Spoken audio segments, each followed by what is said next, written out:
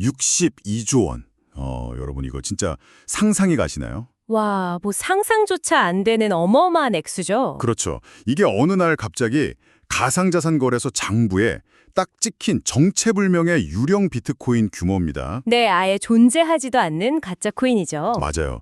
그 가짜 코인이 거래소 전산망에서 마치 진짜 돈처럼 둔갑을 해버린 사건이거든요. 네, 사실 이거 무슨 영화 속에나 나올 법한 해킹 시나리오 같은데 불과 얼마 전에 우리 현실에서 벌어진 일입니다. 네, 그리고 이 단일 사건 하나가 지금 현재 글로벌 금융이나 가상자산 역사상 가장 강력하고 또 엄청나게 충첨한 규제의 폭풍을 몰고 왔다고 볼 수 있죠. 맞습니다. 그래서 지식을 스펀지처럼 쫙 흡수하고는 싶은데 매일 막 쏟아지는 정보의 홍수 속에서 좀 지치신 분들, 그리고 진짜 중요한 맥락만 딱 짚어내고 싶은 여러분, 오늘 저희의 심층 탐구에 오신 것을 환영합니다. 네, 오늘 우리가 해독할 출처는요. 그 2026 4월 8일자 금융 AI AX 및 보안 동향 데일리 리포트를 중심으로 하고 있습니다.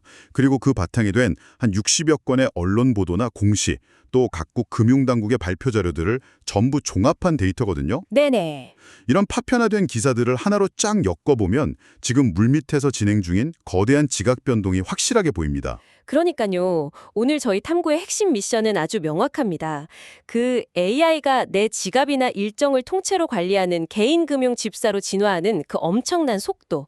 그리고 그 이면에서 내 돈을 지키기 위해서 당국이랑 은행이 완전히 새로운 차원의 방어벽을 세우고 있는 그 치열한 현장을 한번 들여다보는 겁니다. 혁신과 통제라는 이 두 가지 거대한 힘이 정면으로 충돌하고 있는 거죠.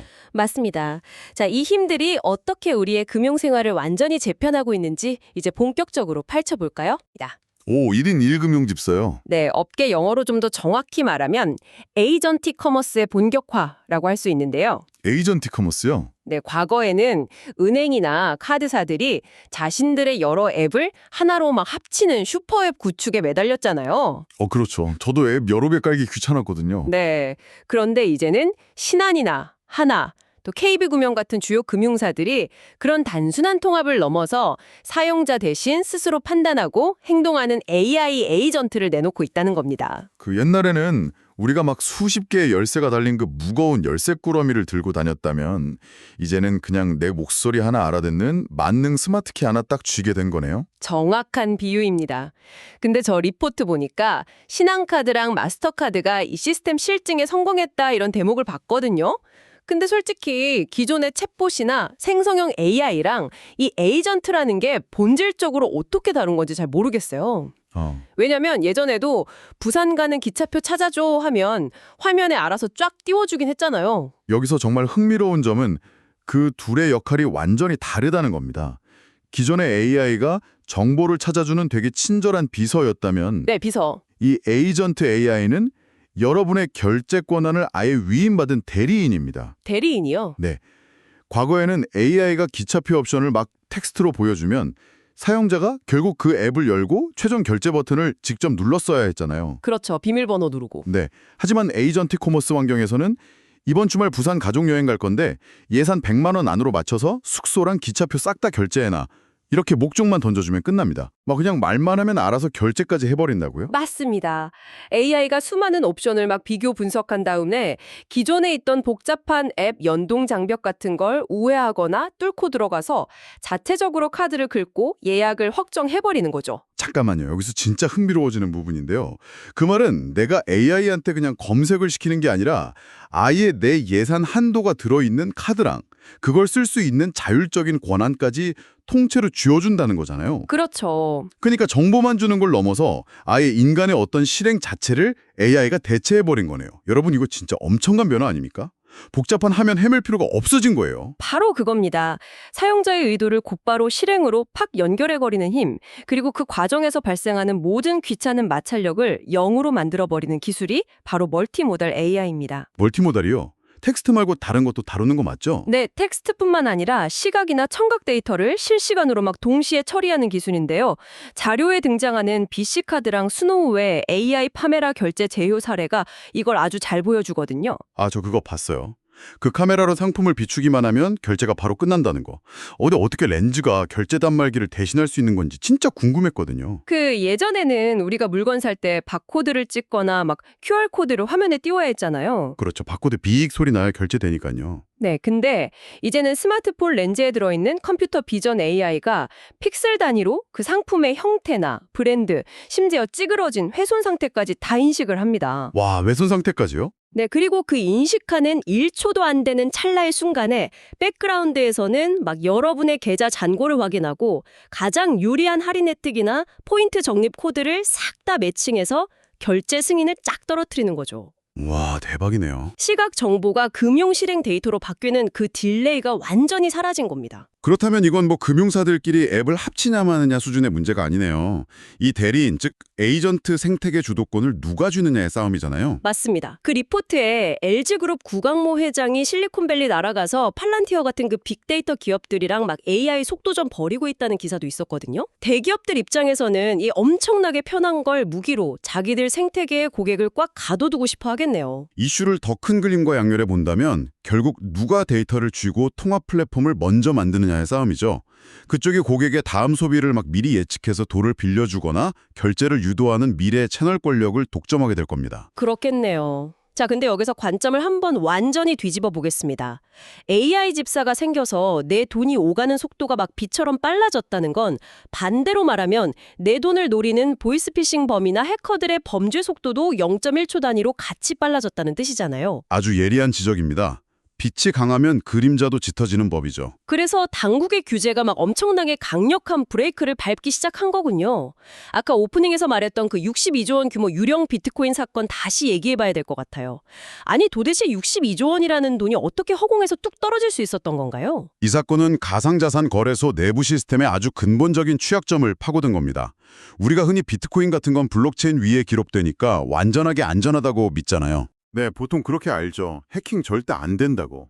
근데 사실 거래소 고객들이 코인을 막 사고 팔 때마다 블록체인 네트워크에 기록을 남기면 수수료가 엄청 비싸고 속도도 너무 느립니다. 아, 그렇죠. 코인 전송할 때 시간 꽤 걸리잖아요. 네, 그래서 거래소들이 어떻게 하냐면 자기들만의 자체적인 내부 데이터베이스, 즉 중앙화된 장부를 따로 만들어두고 그 안에서 숫자만 오가게 만듭니다. 아, 내부 장부요? 네, 근데 해커나 시스템 오류가 바로 이 내부 장부의 숫자를 임의로 62조 원어치 조작해버린 겁니다.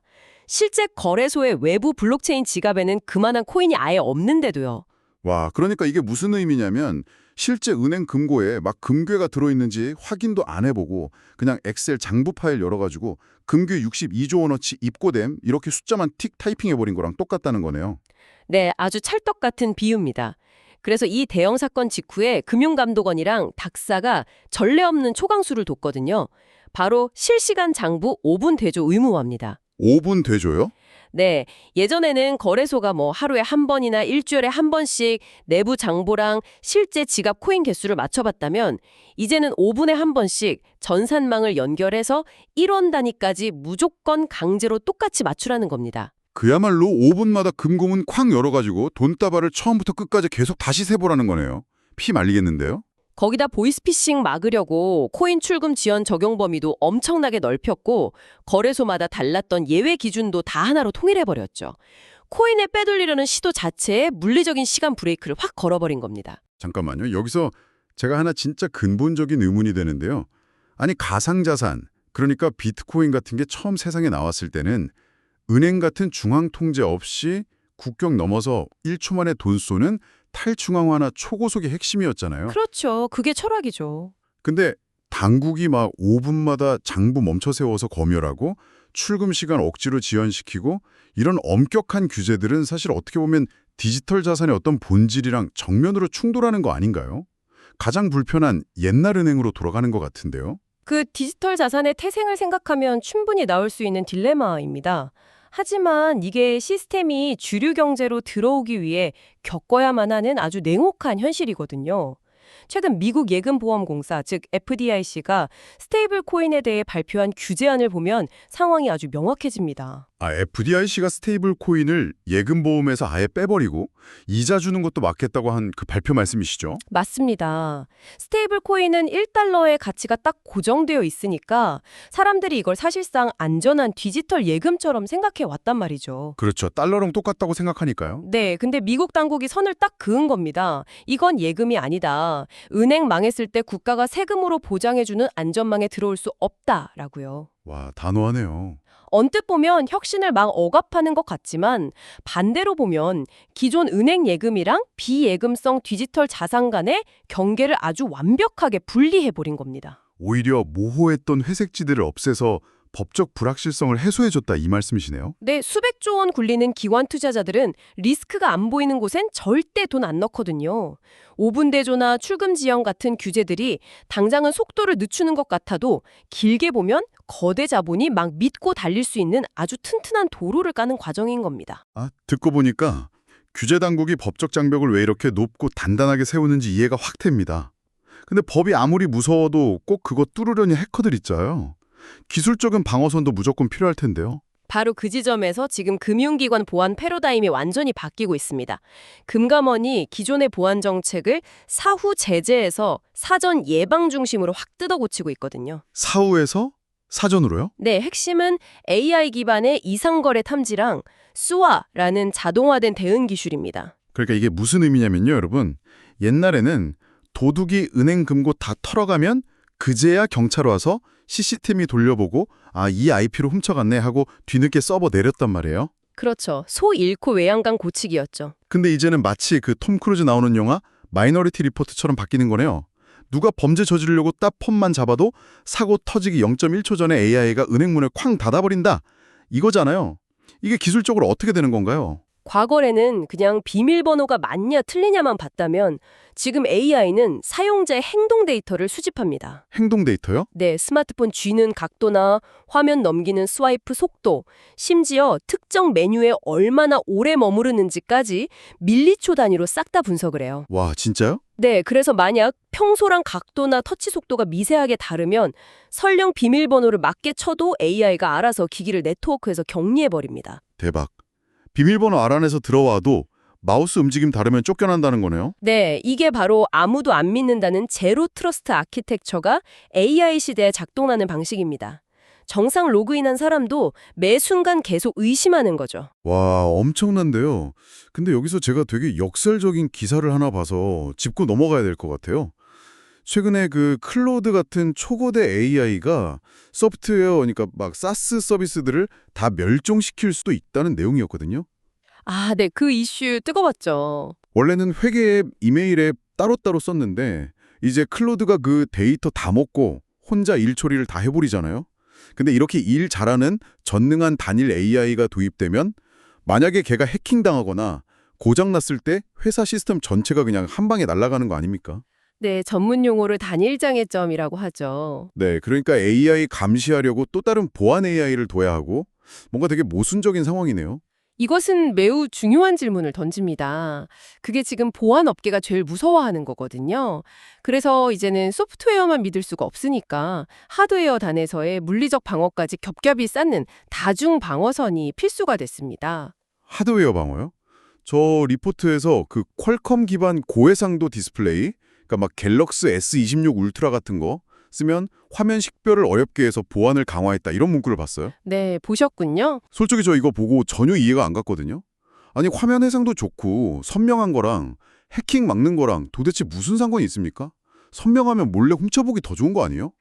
직관적으로는 그렇게 생각하기 쉬운데요. 해커들의 공격 방식을 알면 아하 하실 겁니다.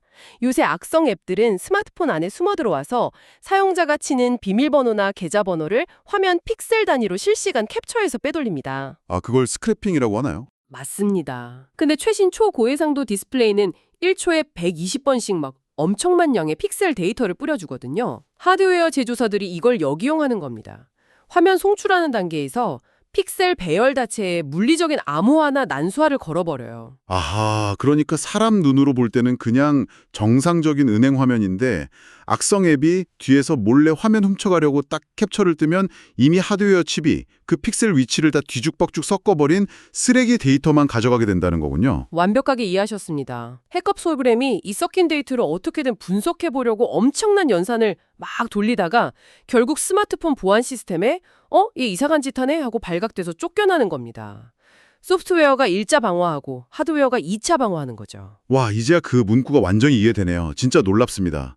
근데 또 한편으로는 이런 최첨단 기술이 막 도입될수록 어르신들처럼 좀 소외되는 계층이 생길까 걱정되거든요. 네, 다행히 당국도 그걸 알아서 서울시는 청년 금융피해 지원 나서고 있고 익산시 같은 경우는 고령층한테 AI 사기 탐지 교육 같은 거를 맞춤형으로 엄청 강화하고 있습니다. 기술 발전만큼 포용성도 챙기는 거죠. 아, 참 다행이네요. 자, 여러분 지금까지 우리가 나눈 이야기 잠깐만 내려놓고 현실 감각을 한번 딱 깨워볼게요. 네. 나 대신 돈 벌어주는 AI 집사, 그 수십만 건 마우스 움직임 분석하는 방어 시스템, 그리고 5분마다 블록체인 대조하는 거래소. 이거 수천만 명한테 24시간 365일 무중단으로 돌린다고 한번 상상해 보세요. 이거 그냥 똑똑한 사람 몇 명이 코딩 잘한다고 되는 게 아니잖아요. 절대 불가능하죠. 네. 상상을 초월하는 엄청난 컴퓨터랑 물리적 에너지가 있어야만 가능한 건데 결국 이 모든 걸 가능하게 하는 엔진 이야기가 나왔네요. 이 혁신의 진짜 뒷배경이죠. 우리가 스마트폰 화면에서 보는 그 매끄러운 서비스들은 철저하게 실내콘, 즉 반도체의 뒷받침이 있어야만 돌아갑니다. 리포트 마지막에 반도체 슈퍼사이클이 등장하는 이유죠. 보니까 인텔, 구글, 엔트로픽 같은 빅테크들이 AI 전용 반도체랑 고대역폭 메모리, 그 HBM을 진짜 무진장 쓸어담고 있더라고요.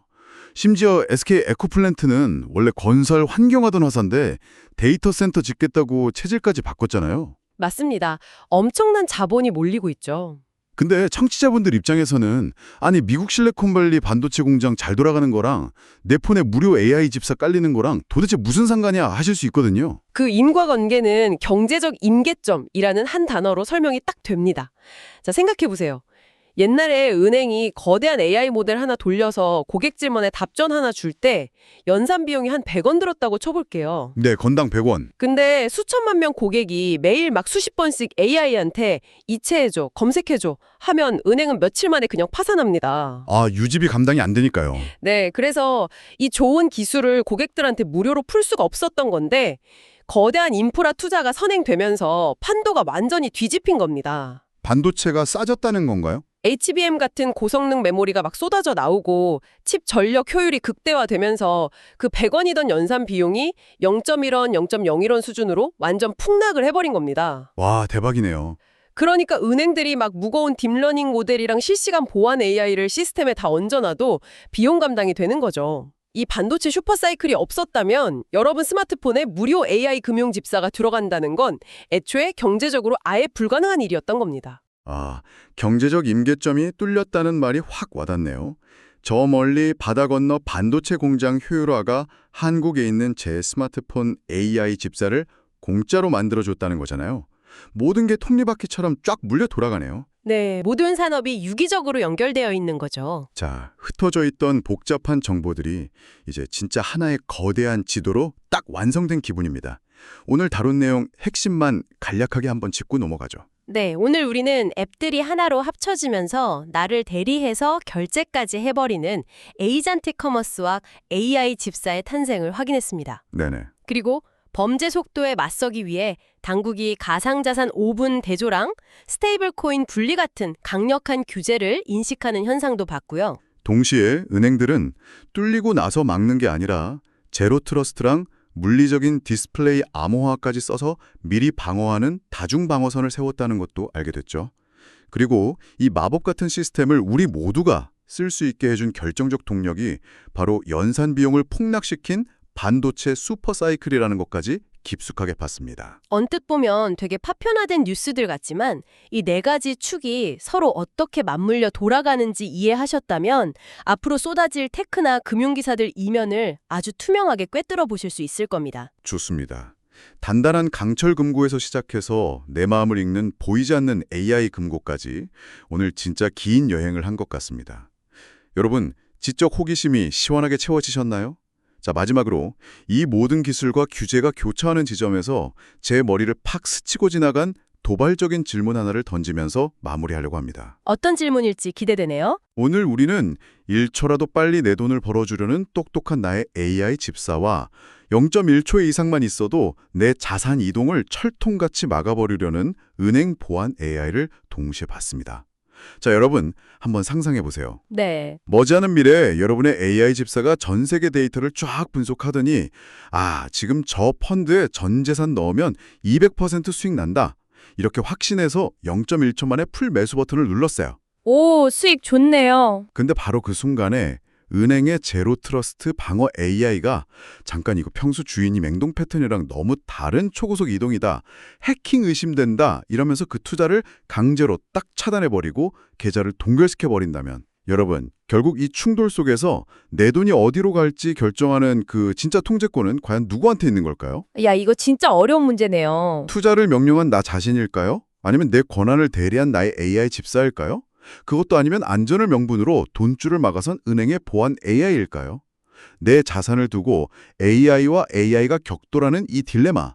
우리는 지금 그 낯설고도 거대한 지각 변동의 한가운데를 지나고 있습니다. 이 질문에 대한 각자의 답을 한번 꼭 곱씹어 보시길 바라면서 오늘의 심층 탐구 여기서 마칩니다. 끝까지 함께해 주신 여러분 진심으로 감사합니다.